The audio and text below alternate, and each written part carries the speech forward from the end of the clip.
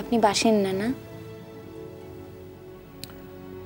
একদম না, কারণ আমার মনে হয় প্র্যাকটিক্যাল জোকের শেষটা যতই ভালো হোক না কেন, কিন্তু যতক্ষণে জোকটা না শেষ হচ্ছে ততক্ষণে যার সঙ্গে জোকটা করা হয় তার সব কিছু সত্যিই মনে হয়, আর তার তখন যা দুঃখ, কষ্ট, রাগ, ভয় যাই হোক না কেন সবই সত্যি মনে হয়।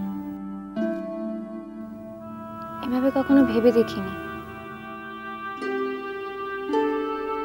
কেউ কখনো এভাবে বোঝায়নি তো। ছোটবেলায় একদিন পাড়ার মাঠে ক্রিকেট খেলছি, আমার ব্যাট করার টার্ন। তখন হঠাৎ আমার এক বন্ধু এসে বলল, আমার মার যেন কি হয়েছে, খুব কাঁদছে, আমার ডাকছে। সে কথাটা শুনে আমি তখনই খেলার মাঠ ছেড়ে বাড়ির দিকে দৌড় লাগালাম। আসলে কিছুই হয়নি, সে আমার জায়গায় ব্যাট করবে বলে আমাকে মাঠ থেকে সরাবার জন্য এই কথাটা বলেছিল। That was a practical joke. কিন্তু সেই সময় মাঠ থেকে বাড়ির দিকে সেই দৌড়টা আমি এখনো ভুলতে পারিনি। সেই সময় আমার অনুভূতি একমাত্র আমিই বুঝতে পেরেছিলাম।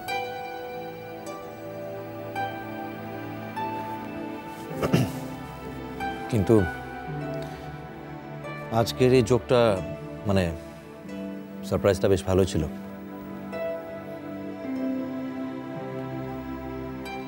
Thank you, thank you. আচ্ছা এলিনা, এতক্ষণে হিয়া নিশ্চয়ই আমার ছেলেটা রাগ ভাঙাতে পেরেছে, বুঝছো? আমি জানি না অমলেন্দু, হিয়াও কিন্তু কম অভিমানী মেয়ে নয়। দেখো এতক্ষণ হয়তো উজানের কাছে বকুনি টুকুনি খেয়ে চোখ ছলছলিয়ে ফিরে আসছে। ছোটবেলা থেকেও এরকম, একটু বকেছি কি বকিনি, একেবারে চোখ ছলছলিয়ে, ঠোঁট ফুলিয়ে, মুখ গম্ভীর। আমি আর ফাদার তো ওকে নিয়ে কি যে করব।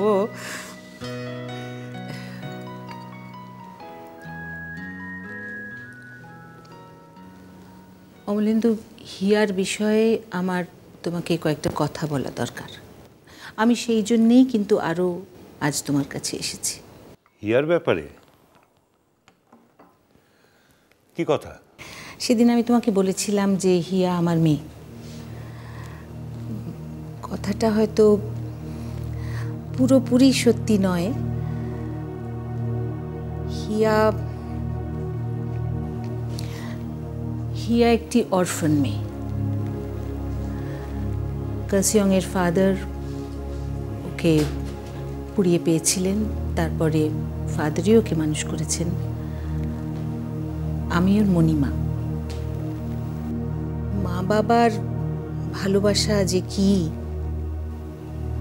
সেটা কিন্তু হিয়া জানে না।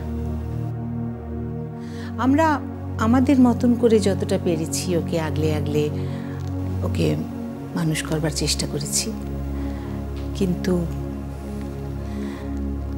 ঠিক মা বাবার স্নেহ জিনিসটা তো আলাদা, সেটা ও জানে না, জানো? হিয়া যে সবার থেকে আলাদা আর পাঁচজন মেয়ের মতো নয়। প্রথম যেদিন ওকে দেখেছিলাম সেই দিনই আমার মনে হয়েছে। হ্যাঁ, হয়তো সেই জন্যেই ওর তো নিজের বলতে কেউ নেই, তাই জন্যে ও সবাইকে আপন করে নিতে পারে। মানে ধরো এই কার্সিয়ংয়ে সবাই ওর নিজের লোক, পাহাড়ি যত মানুষ আছে সব ওর আপনজন। এই তো কিছুদিন মাত্র হলো এসেছে টিউলিপে, এরই মধ্যেও যে সবাইকে কেমন নিজের করে নিয়েছে, আপন করে নিয়েছে, তোমায় কি বলবো। এলিনা, আমার ওই বদমেজাজি ছেলেটাকে যখন ও আপন করে নিতে পেরেছে, তখন সকলকে যে আপন করে নিতে পারবে তাতে আশ্চর্য কি? অমলেন্দু, হিয়াকে নিয়ে না আমার আরো অনেক দুশ্চিন্তা আছে, জানো। এই যে সম্পর্কের টানাপোড়েনগুলো বা সংসারের এই যে জটিলতাগুলো, এইগুলো না ও ও এগুলো কিচ্ছু বুঝতে পারে না। উজানের সঙ্গে ওর একটা সম্পর্ক তৈরি হয়েছে, ওরা দুজন দুজনকে ভালোবাসে আমি জানি। হয়তো খুব শিগগিরই ওরা একটা নিজেদের নতুন জীবন শুরু করতে চাইবে, কিন্তু সেই সবের আগে আমার মনে হচ্ছিল তোমাকে এগুলো জানানো আমার খুব প্রয়োজন। তুমি ঠিক করেছো এলিনা, আমাকে সব কথা বলে ভালোই করেছো। কতটা পারবো আমি জানি না, তবে আমি চেষ্টা করব যাতে কোনো আঘাত, কোনো দুঃখ জীবনে না আসে। থ্যাংক ইউ বলেতু, থ্যাংক ইউ সো মাচ। তোমার সাথে কথা বলে আমি যে কি নিশ্চিন্ত হলাম।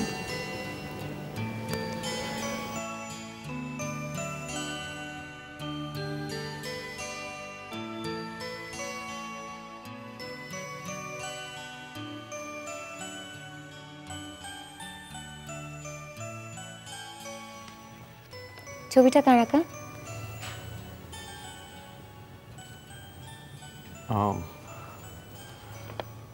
আমার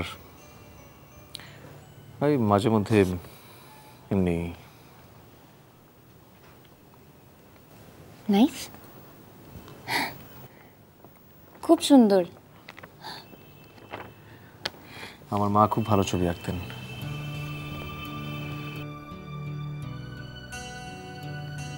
আমার মাই আমাকে অবশ্য বেশি দিন শেখাবার সুযোগ পাননি।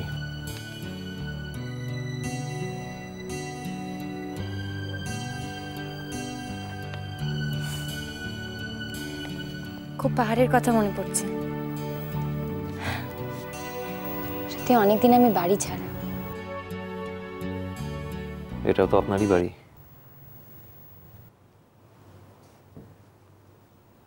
মানে আই মিন ম্যাডামের কলকাতার বাড়িটা তো আপনারই বাড়ি।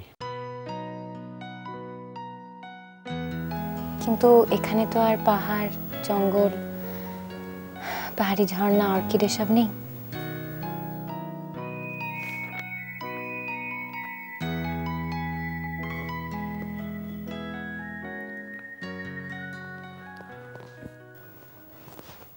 আপনাকে প্রথম কোথায় দেখেছিলাম মনে আছে? মনে আছে,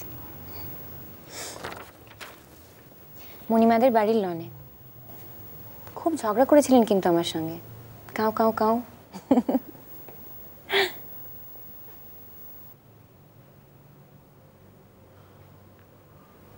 না,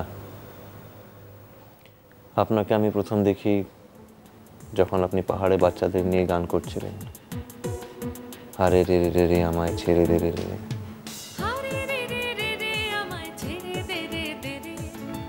আপনার মুখে ওই গানটা শুনে আমার মায়ের কথা খুব মনে পড়ছিল। আমি ছোটবেলায় মায়ের মুখে এই গানটা বহুবার শুনেছি। খুব ভালো গান করতেন আমার মা।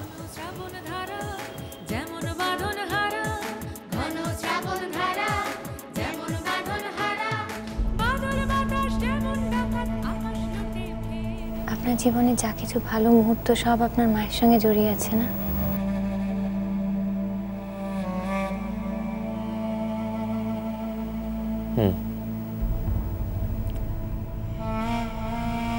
আমার মা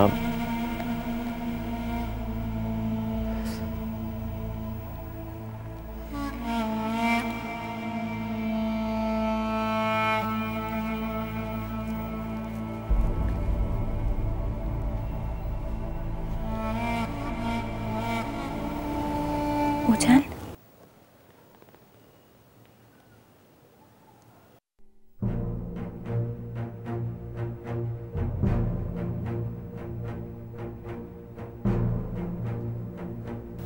আমাকে তোমার মায়ের কথা বলবে?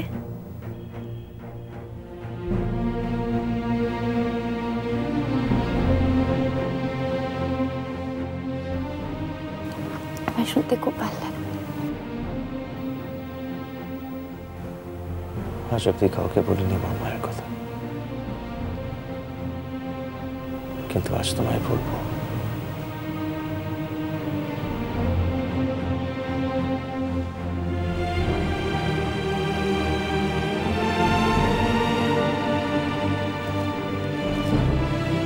আপনার এত দেরি হলো কেন?